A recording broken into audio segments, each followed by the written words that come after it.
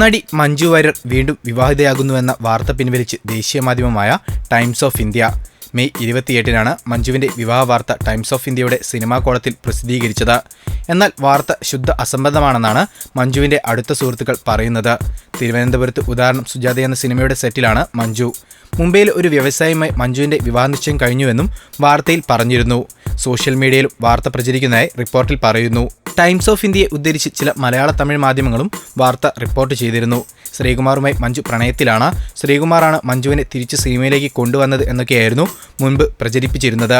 ഇപ്പോൾ ഒരു പടി കൂടി മുമ്പോട്ട് പോയിരിക്കുന്നു. വ്യവസായ പ്രമുഖനെ കഥാനായകനാക്കി. മുംബൈയിൽ വെച്ചായിരുന്നു വിവാഹ നിശ്ചയമെന്നും പറയുന്നുണ്ട്.